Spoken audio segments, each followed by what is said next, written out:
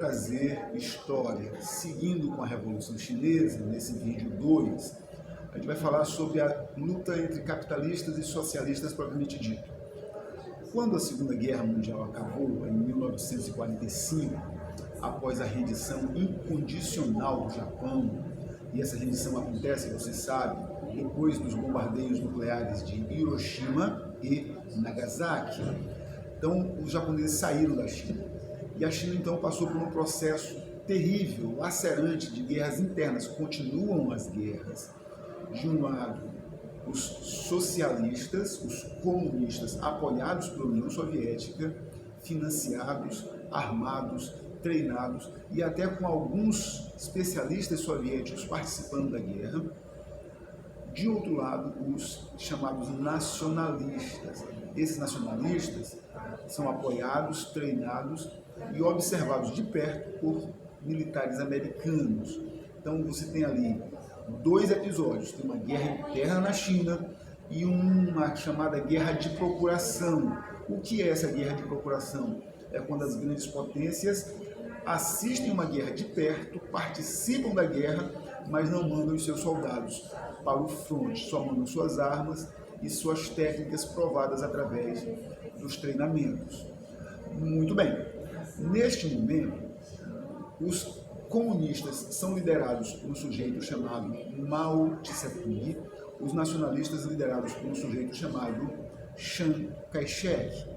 Esses dois líderes se engalfinham durante 4 anos, com uma vitória esmagadora dos comunistas. Quais são os fatores que levam os comunistas a vencer? Um exército maior, um exército mais bem organizado, um exército mais disciplinado e, principalmente, um apoio popular. Esse apoio popular advém principalmente de uma intensa propaganda difundida entre os trabalhadores, mas principalmente entre os camponeses. Não se esqueça que nós falamos no vídeo anterior, que os comunistas, durante o processo de expulsão dos japoneses, eles trabalhavam na reconstrução das aldeias, vilas e cidadezinhas do interior.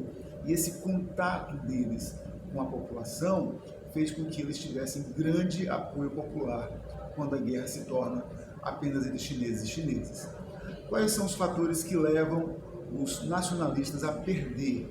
Primeiro, eles tinham ficado extenuados mesmo com a guerra contra os japoneses. Segundo, quando acabou a guerra, os americanos retiraram inteiramente o apoio que davam para eles.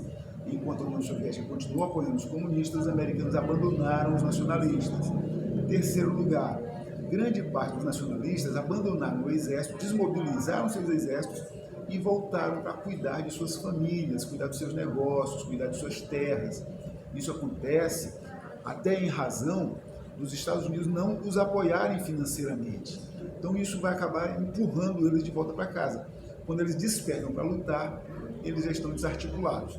Isso leva a uma vitória dos comunistas.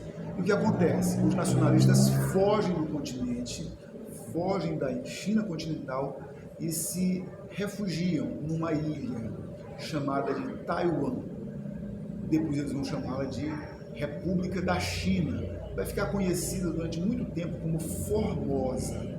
E hoje, aliás, Taiwan quer dizer justamente isso, formosura, né? Em chinês. E aí a gente tem essas duas Chinas até hoje. Para a República Popular da China, que foi aquela criada pelos comunistas, Taiwan não é um país, é apenas uma província rebelde. E eles vivem ameaçando, já fazem 70 anos essa ameaça, de que vão invadir a ilha e que vão dominar. Não fizeram isso até agora porque as condições militares para invadir uma ilha são muito especiais, muito específicas, né? Embora ele seja pertinho, apenas 200 quilômetros, mas é bem difícil fazer a dominação de uma ilha. Então nós temos aí duas Chinas após a revolta. Uma maior do que o Brasil, a outra menor do que o estado do Piauí.